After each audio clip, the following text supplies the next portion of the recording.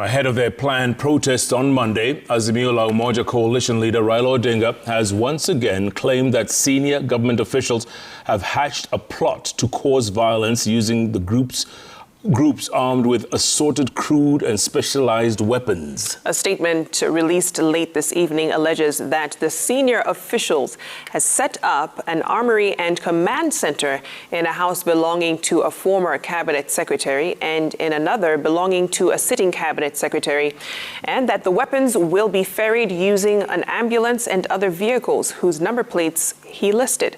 Odinga's statement comes as a section of Kenya Kwanza leaders continued to criticize him for his mass action drive, saying he was bent on causing mayhem to disrupt the activities of the government.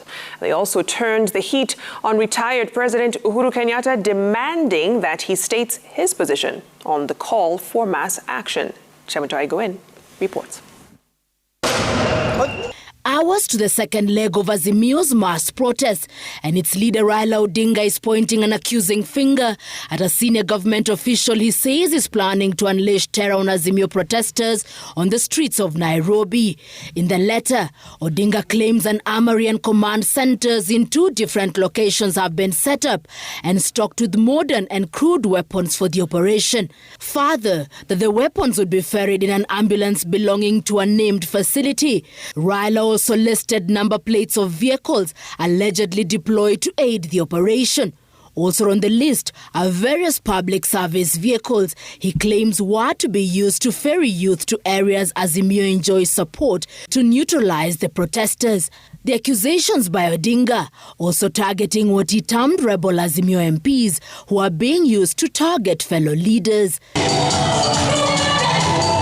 Kenya Kwanza, on the other hand, were also accusing former influential leaders of funding Odinga, demanding from retired President Uhuru Kenyatta that he states his position on the matter. Mimi nauliza Uhuru, kwa hii maandamano ako wapi?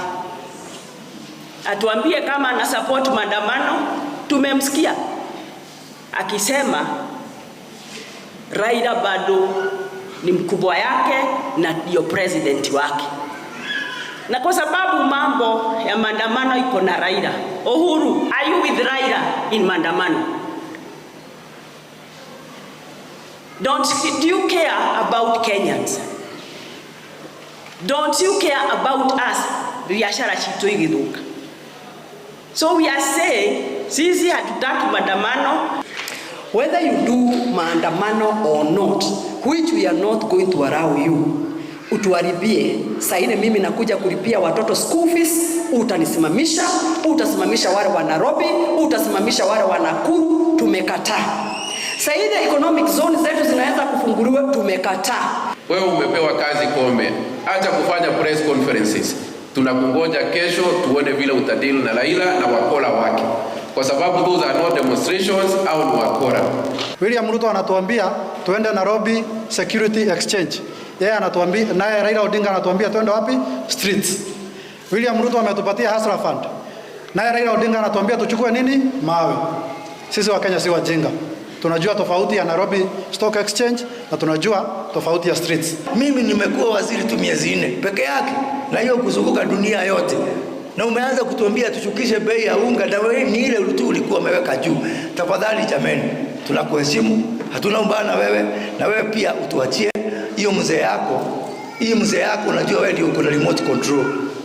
Wewe zima hiyo remote bwana. The leaders who later converged the home of trade CS Moses Kuria for a Thanksgiving ceremony accused Odinga of derailing the government from executing its responsibilities, saying they will not bend to his demands. We have noted the aggression from the opponents, the opposition against our government. This government, we sweated very hard for it. We sacrificed a lot. And therefore, it is also one of those issues we are agreeing that we are going to fully and completely back His Excellency the President to ensure that no one is a threat to his government. We are asking them, follow due process. Maandamano cannot be peaceful from your end, from experience. We saw what happened last Monday, and we are hopeful that tomorrow Now that they have been told they shouldn't do it, that they will not do it because we don't want problems in the country. There is no room to bring this kind of disorganization into the country just because a person did not win. I'm also a believer that we should never reward bad political manners. So if somebody keeps having demonstrations, we are not going to sit and say, oh, we need to talk to him so we can stop. No. He needs to stop maandamano. He needs to be able to convince people to vote for him. Tuna biashara nyingi mno katika Nairobi. Tuna mabiashara mengi kabisa katika hapa petu ambao mabilioni itapotea kesho.